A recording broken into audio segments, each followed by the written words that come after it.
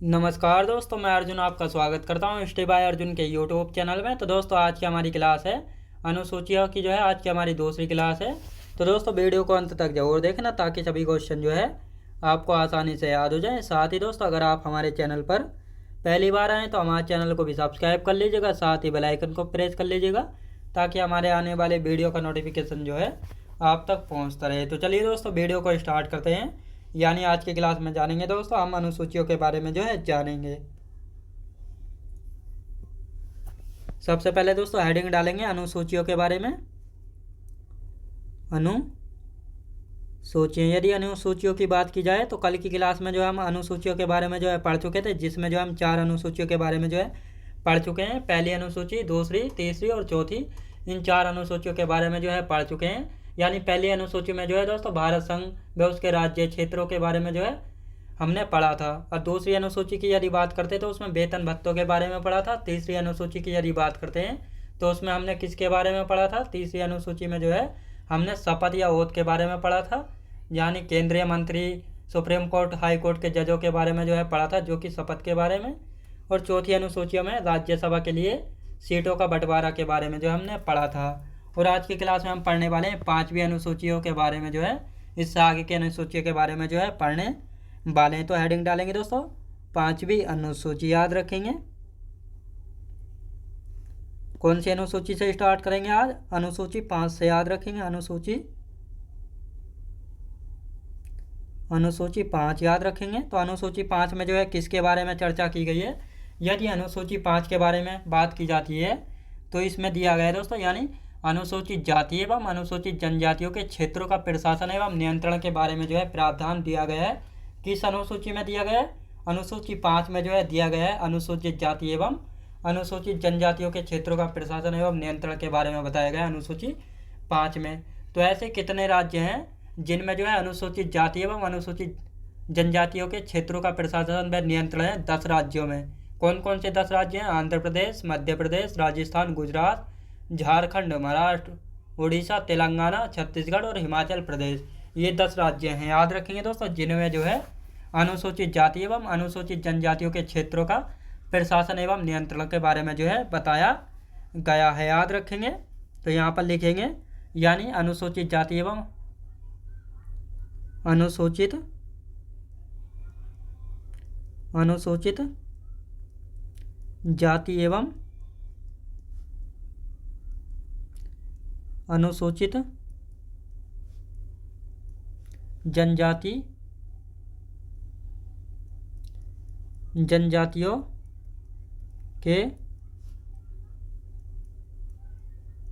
क्षेत्रों का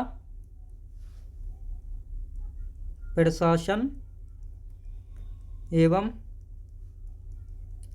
नियंत्रण के बारे में जो है बताया गया है, याद रखेंगे दोस्तों। कितने राज्यों में? 10 राज्यों में जो है बताया गया है। कितने?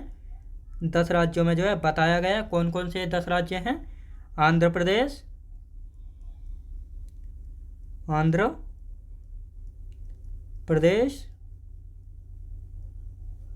मध्य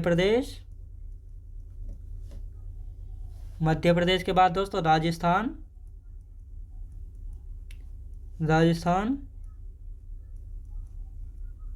गुजरात, झारखंड, महाराष्ट्र, उड़ीसा,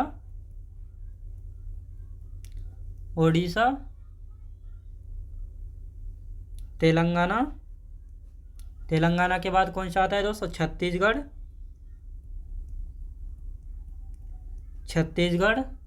और कौन सा आता है दोस्तों? हिमाचल प्रदेश, याद रखेंगे। यानी अनुसूची 5 में जो है अनुसूचित जाति एवं अनुसूचित जनजातियों के क्षेत्रों का प्रशासन एवं नियंत्रण के बारे में जो है बताया गया है। और ये 10 राज्यों में जो है इनके नियंत्रणों के बारे में जो है बताया गया है। कौन कौन से 10 राज्य हैं? आंध्र प्रदेश, मध्य प्रदेश, राजस्थान, गुजरात, झारखंड, महाराष्ट्र, उड़ीसा, तेलंगाना, छत्तीसगढ़ और हिमाचल प्रदेश। तो ये सभी दिया गया है। किस अनुसूची में बताया गया है इनके बारे में? अनुसूची 5 में जो है बताया गया है। अब आते हैं दोस्तों अनुसूची 6, याद रखेंगे दोस्तों अनुसूची 6 में किसके बारे में बताया है? तो इसके बारे में जानेंगे। अनुसूची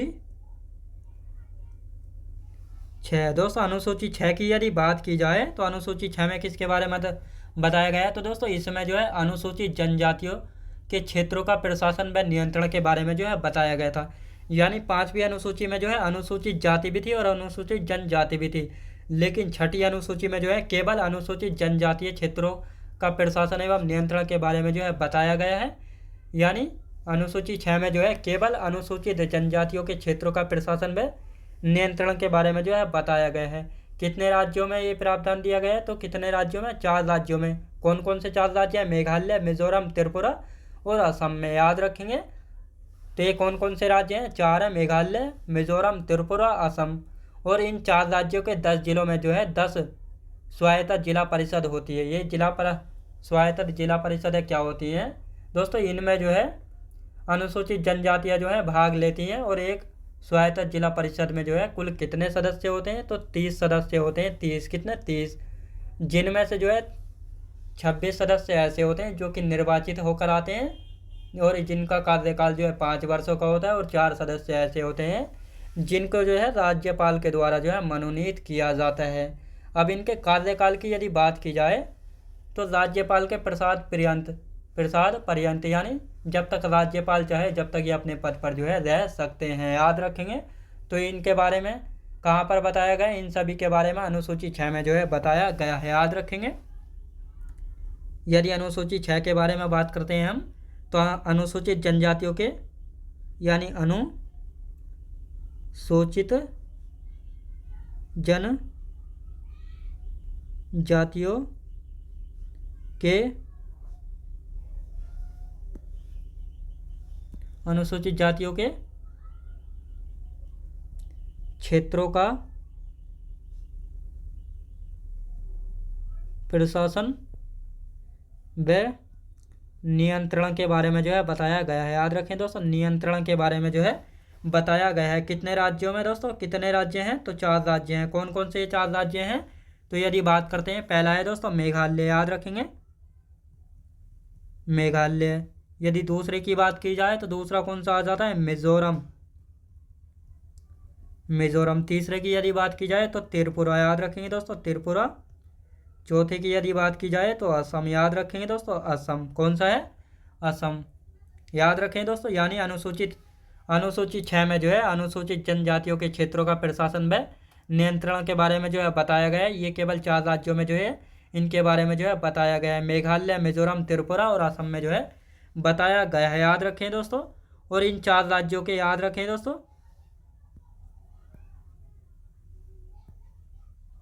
इन 4 राज्यों के बारे में जो है बताया गया है। अब इन 4 राज्यों में जो है दोस्तों 10 जिला पर इन 4 राज्यों के 10 जिलों में 10 स्वायत्त जिला परिषदें हैं। याद रखें दोस्तों, स्वायत्त जिला परिषदें हैं। याद रखें दोस्तों, जिला परिषदें हैं। अब यहाँ पर बात आती है, एक जिला परिषद में जो है एक स्वायत्त जिला परिषद में जो है कितने सदस्य होते हैं? यानी कुल सदस्य। यदि कुल सदस्यों की बात की जाए तो कुल सदस्य होते हैं 26।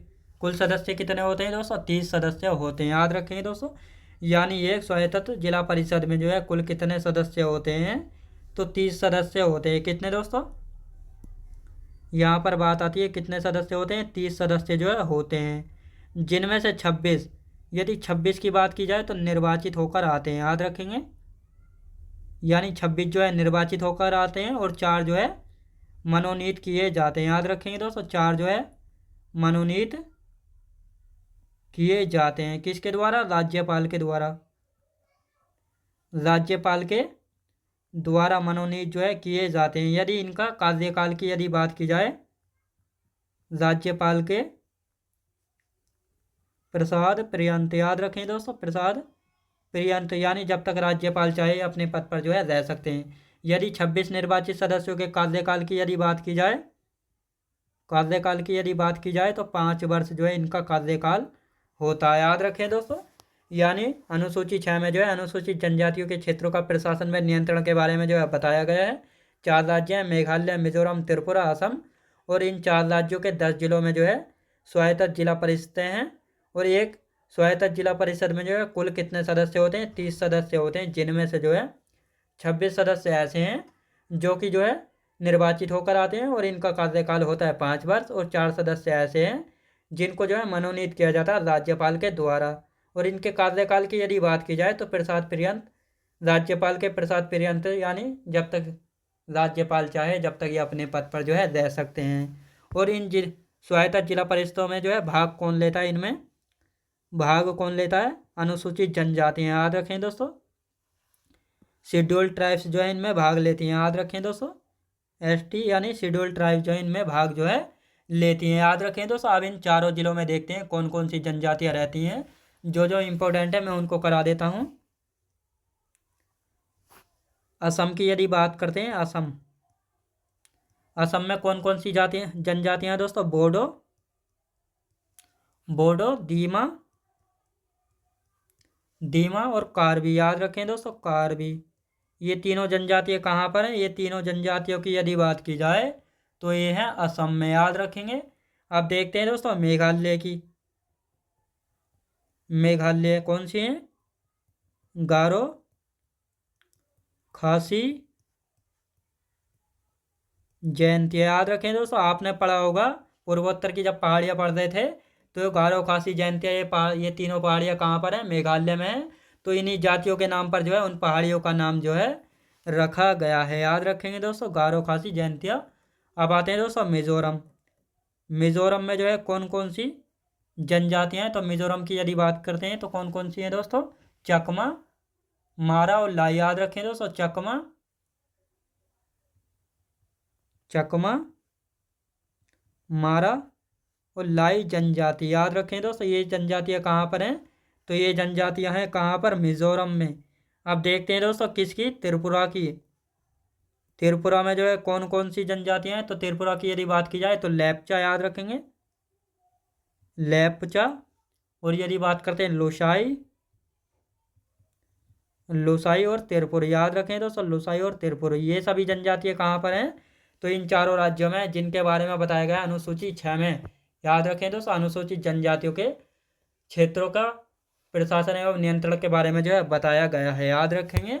अब आते हैं अनुसूची 7 में। अनुसूची 7 में जो है केंद्र एवं राज्यों में शक्तियों के विभाजन के बारे में जो है बताया गया है, याद रखेंगे। यानी अनुसूची 7 की बात करते हैं। अनुसूची 7 की यदि बात करते हैं तो अनुसूची 7 में जो है किसके बारे में बताया गया है? यदि अनुसूची 7 के बारे में बात करते हैं तो इसमें केंद्र एवं राज्यों के बीच जो है शक्तियों का विभाजन जो है किया गया है, याद रखें दोस्तों। केंद्र व राज्यों में शक्तियों का विभाजन, याद रखें दोस्तों। केंद्र में राज्यों में शक्तियों का विभाजन के बारे में जो है बताया गया है, याद रखें दोस्तों, बताया गया है। और इनका विभाजन जो है 3 सूचियां बनाकर जो है किया गया है। 3 सूचियां बनाकर जो है किया गया है। ये 3 सूचियां कौन कौन सी हैं? यदि बात करते हैं तो पहली है दोस्तों संघ सूची, याद रखें दोस्तों। पहली कौन सी है? संघ सूची। संघ सूची में जो है दोस्तों कितने विषय थे? याद रखें दोस्तों, कितने विषय थे? यदि वर्तमान की बात की जाए तो वर्तमान में कितने विषय हैं, यानी सब्जेक्ट है? वर्तमान में जो है 100 विषय हैं, याद रखेंगे।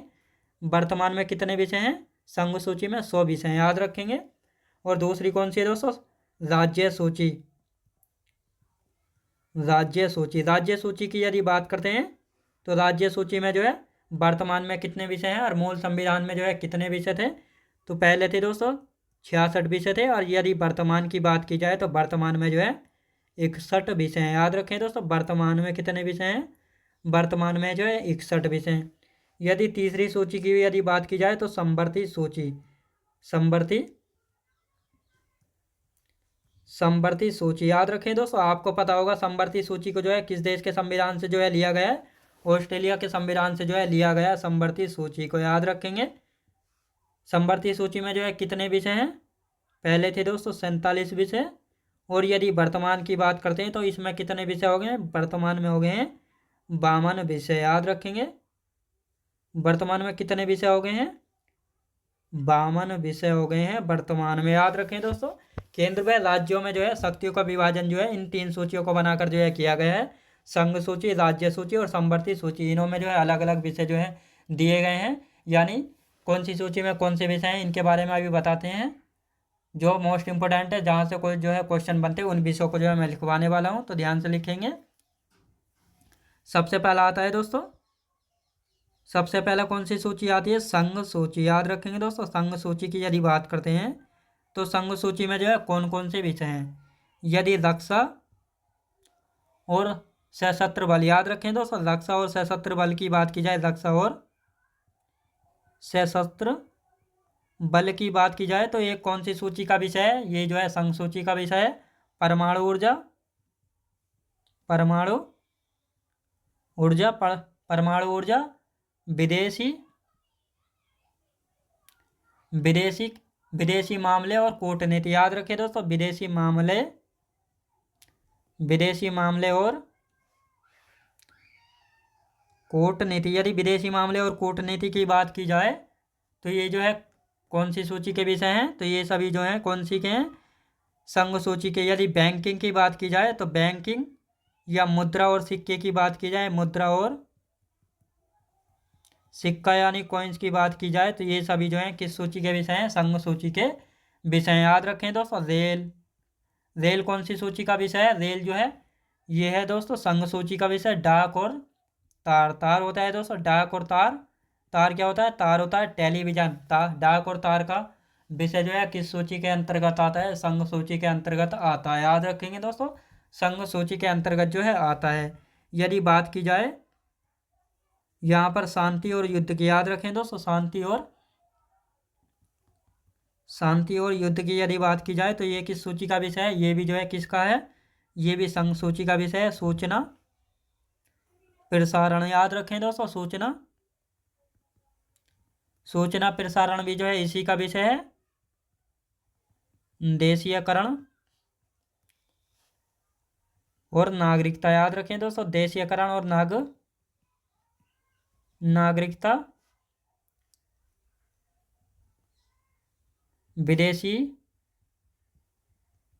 विदेशियों का आना जाना, याद रखें दोस्तों। विदेशियों का आना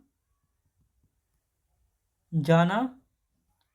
खाने और खनिज, खाने और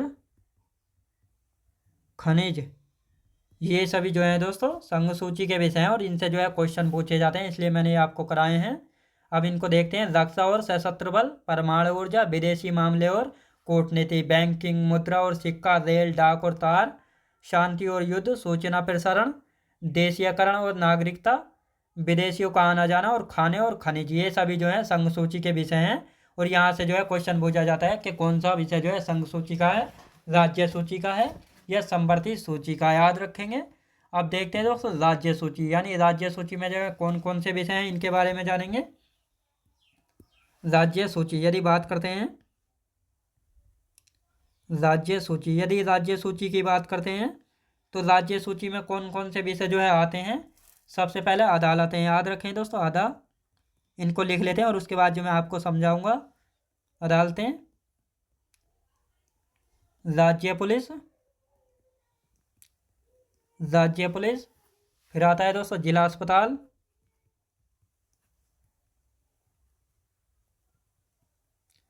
जिला अस्पताल, सफाई, सफाई के बाद आएगा दोस्तों पशु, सफाई के बाद आता है पशु, फिर सिंचाई,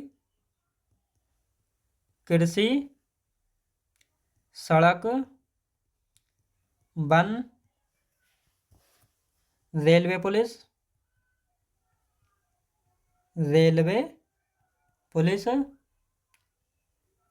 बांट एवं नाप, इसके बाद आता है दोस्तों पुस्तकालय।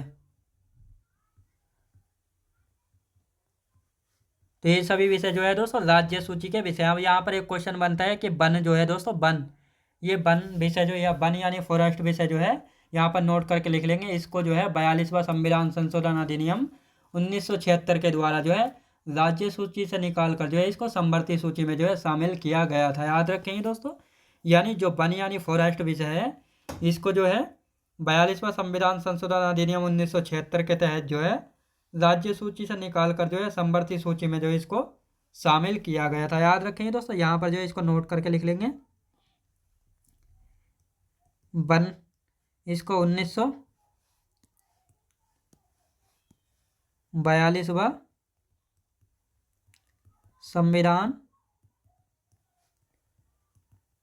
संशोधन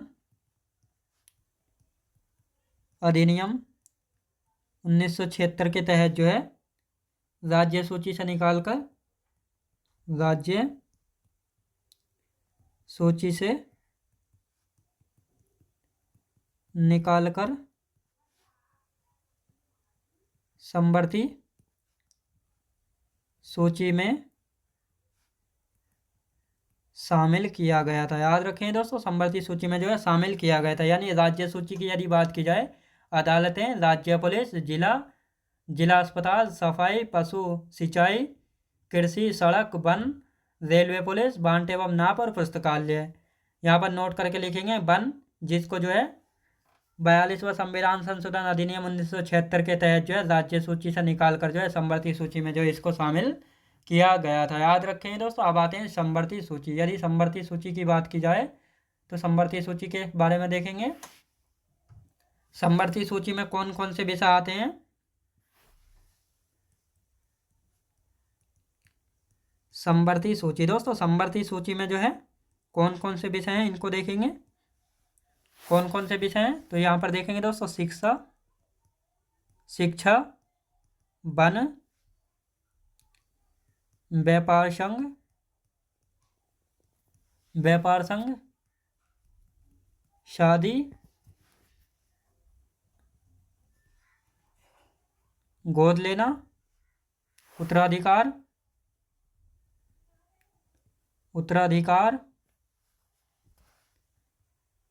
जंगल, वन्य जीवों और जानवरों,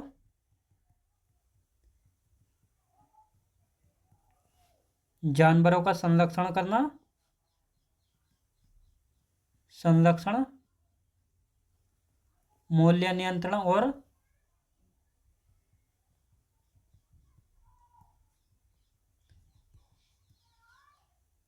आवश्यक वस्तुएं और बिजली।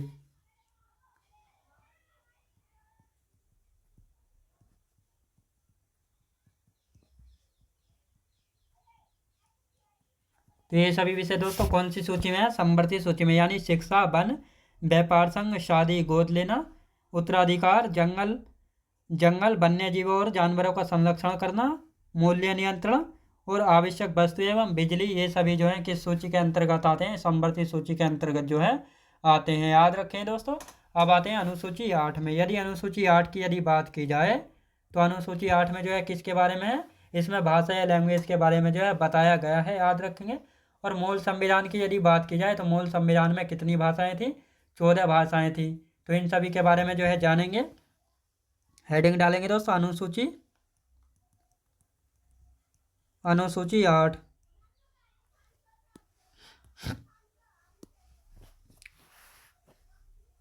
अनुसूची 8 की यदि बात की जाए तो दोस्तों इसमें भाषा यानी लैंग्वेज के बारे में जो है बताया गया है। याद रखें दोस्तों। मूल संविधान की यदि बात की जाए तो मूल संविधान में जो है कुल कितनी भाषाएं थी, 14 भाषा थी मूल संविधान में। कौन कौन सी ये 14 भाषा थी तो इनके बारे में देखेंगे। तो यहाँ पर देखेंगे दोस्तों, पहली भाषा की यदि बात करते हैं तो कौन सी है, संस्कृत। दूसरी कौन सी थी दोस्तों, दूसरी है हिंदी,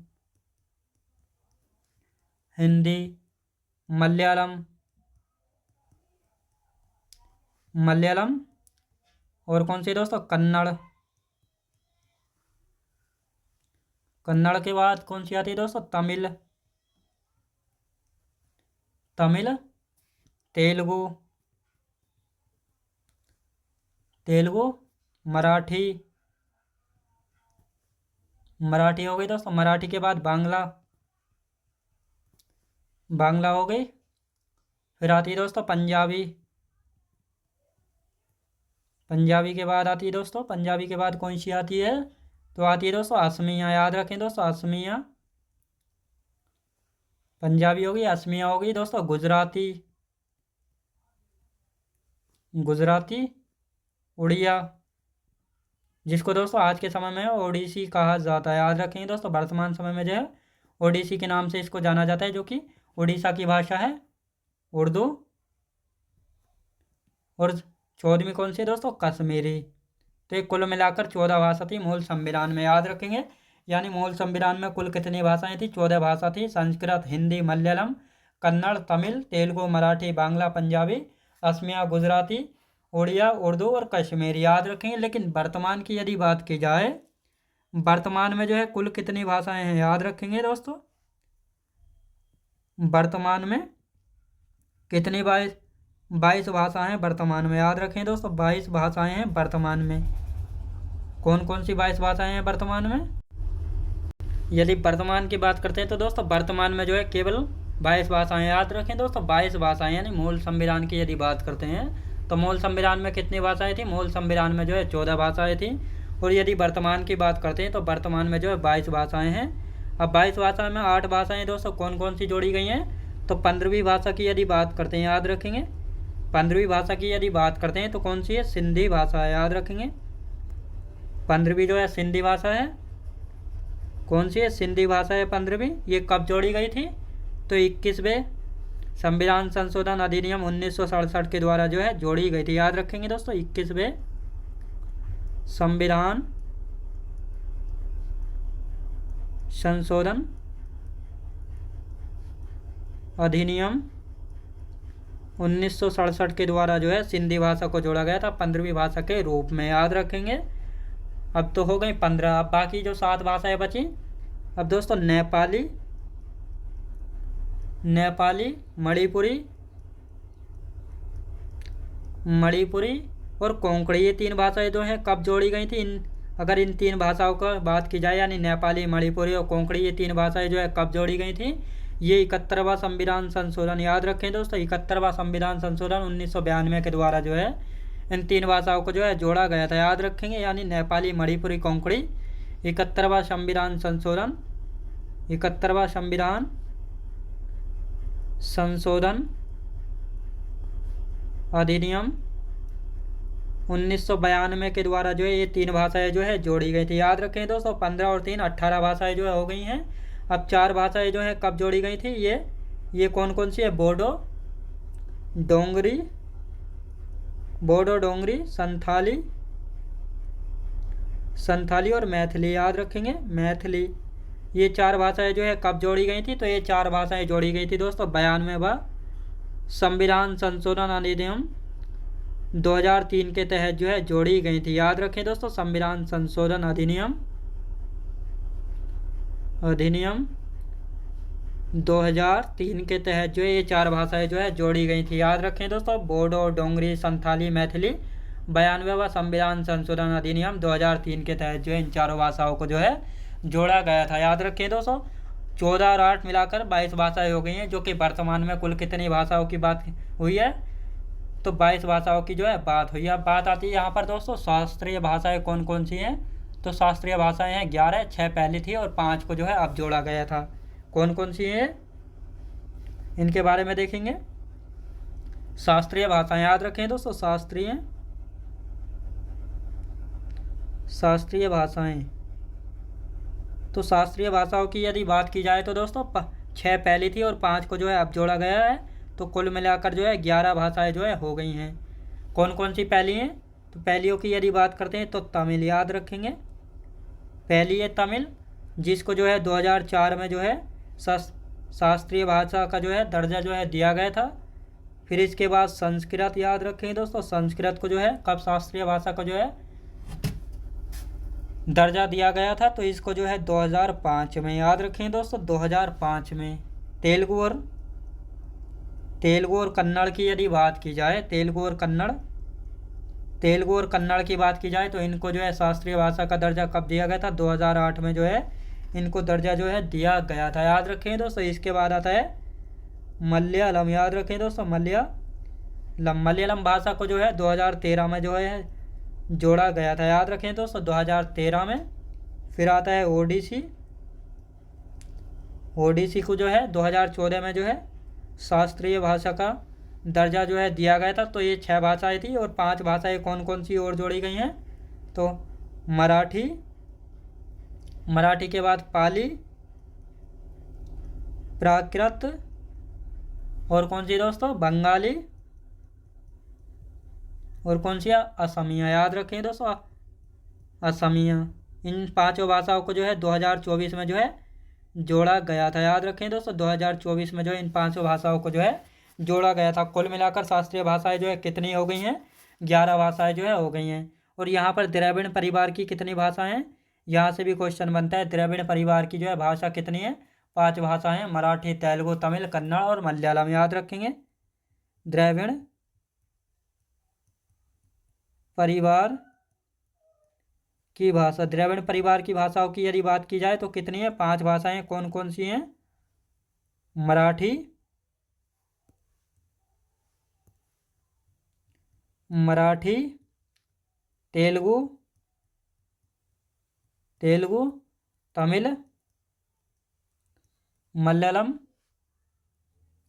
मलयालम, और कौन सी हो जाती है दोस्तों? कन्नड़। याद रखें दोस्तों। तो ये 5 भाषाएं हैं द्रविड़ परिवार की। याद रखें दोस्तों, द्रविड़ परिवार की। यहाँ पर दोस्तों परिभाषा नहीं, परिवार की। याद रखेंगे, द्रविड़ परिवार की। तो दोस्तों मैं उम्मीद करता हूँ आपको वीडियो क्वालिटी, कंटेंट वगैरह सभी कुछ आपको पसंद आया होगा। पसंद आया तो लाइक, शेयर और सब्सक्राइब करना बिल्कुल भी ना भूलें। साथ ही दोस्तों अगर आप हमारे चैनल पर पहली बार आएँ तो हमारे चैनल को भी सब्सक्राइब कर लीजिएगा। साथ ही बेल आइकन को प्रेस कर लीजिएगा ताकि हमारे आने वाले वीडियो का नोटिफिकेशन जो है आप तक पहुंचता रहे। चलिए दोस्तों, मिलते हैं नेक्स्ट वीडियोज़ में।